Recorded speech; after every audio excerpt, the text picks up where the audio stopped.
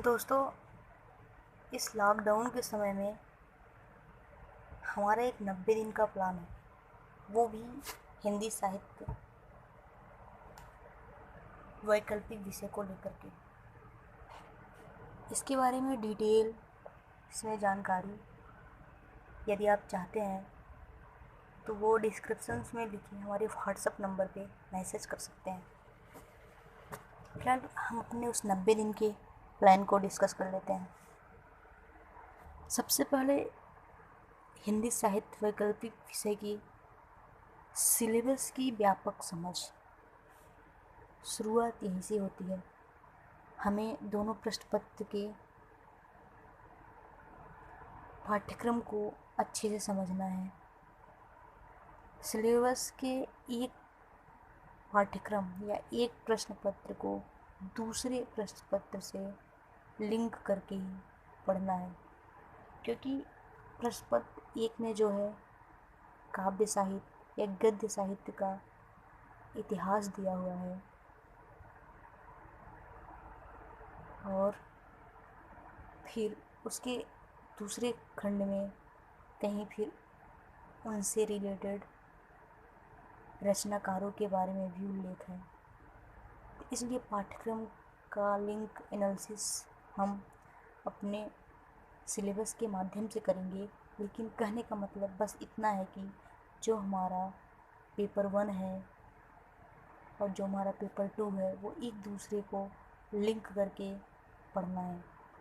और दूसरा, एक दिन पहले संभवतः कवर कर लेने वाले टॉपिक का एक टारगेट सेट करना है और उस टॉपिक के प्रीवियस ईयर के प्रश्नों को देखते हुए संभवतः उसके भविष्य में बनने वाले क्वेश्चंस को देख करके आगे चलना है। और क्या है, जो भी नोट्स या व्याख्या होगा हम वह आपको की पॉइंट या उससे बनने वाले संभव डायग्राम के ही माध्यम से एक पीडीएफ प्रोवाइड करेंगे।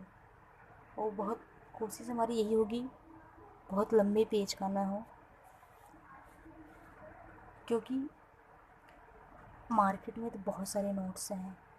अब 2-4 हज़ार देंगे आसानी से वो आपको मिल जाएगा, लेकिन उसमें इम्पोर्टेंट ये है पढ़ना क्या है, छोड़ना क्या है। कम से कम चीज़ों को किस तरह से हम आत्मसात कर पाएँ जो हमारे परीक्षा के लिए सच में बहुत महत्व हो, बहुत ही उपयोगी हो। और यहाँ सबसे ज़्यादा इम्पोर्टेंट ये है, जो हमारा की पॉइंट या संभवतः डायग्राम में जो पीडीएफ होगा उसका लाभ इस तरह से हो सकता है। एक तो आपको शॉर्ट नोट्स मिलेगा जो कम से कम समय में एग्ज़ाम के टाइम में आप रिवीजन कर पाएंगे। और दूसरा क्या है, अधिक से अधिक प्रश्नों को हल करने या लिखने के अभ्यास में आप उन की पॉइंट्स को, उन डायग्राम्स को पैराग्राफ के माध्यम से, अपने सेंटेंस के माध्यम से उसको पैराग्राफ में कन्वर्ट करते हुए एक अच्छे आंसर की फ्रेमिंग देना सीख पाएंगे। या ये कह सकते हैं कि आपकी जो आलोचनात्मक क्षमता होगी वो विकसित हो जाएगी। और फिर क्या होगा, हमारे इस प्लान के मुताबिक यदि आपका भी कोई सुझाव होगा तो हम भी उसमें शामिल करने की कोशिश करेंगे। एक चीज़ और इसमें इम्पोर्टेंट क्या है, नोट्स या पीडीएफ के जो डायग्राम, जो हमारा की पॉइंट होगा, उनको सिर्फ और सिर्फ अभ्यास में शामिल नहीं करना है, क्योंकि बनाया गया जो हमारा डायग्राम या की पॉइंट होगा वो आपको याद करने के लिए या समझने के लिए और कम समय में रिवीजन करने के लिए ही होगा। मैं यहाँ अंडरलाइन कर रही हूँ, क्योंकि परीक्षा भवन में जब समय ना हो तभी आप उस डायग्राम का इस्तेमाल कीजिएगा। अन्यथा पहले ही आंसर राइटिंग प्रैक्टिस से यदि आप उसको इस्तेमाल करते हैं तो ये आपको नकारात्मक परिणाम भी दे सकता है। इसलिए हमारा ध्येय बस एक ही है कि जो भी की पॉइंट या डायग्राम के माध्यम से अपने सारे सिलेबस को हम एक छोटे पीडीएफ में कन्वर्ट करके रख सकें, उसे रिवीजन कर सकें। अब हम देख लेते हैं आपके पास कुछ इम्पोर्टेंट बुक्स जो होने ही चाहिए।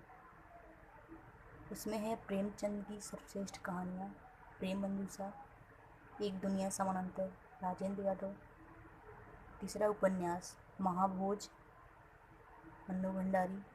दिव्या उपन्यास यशपाल। गोदान प्रेमचंद का। महिला आंचल फणीश्वर नाथ रेणु। और नाटक भारत दुर्दशा, भारतेंदु हरिश्चंद्र। इसमें जो भी हम पढ़ेंगे, बीच में आने वाली कविताओं को नहीं पढ़ेंगे। स्कंदगुप्त नाटक की बुक होनी चाहिए जयशंकर प्रसाद। इसमें गीत को छोड़ देते ही पढ़ते समय। और आषाढ़ का एक दिन, मोहन राकेश। ये सारी बुक्स आपके पास होने चाहिए। कुछ और भी बुक्स होंगे इम्पोर्टेंट, जिसे हम अपने क्लास के माध्यम से आपको सजेशन दे सकते हैं। तब तक आप पाठ्यक्रम की वीडियो का इंतज़ार कीजिए। Thank you so much.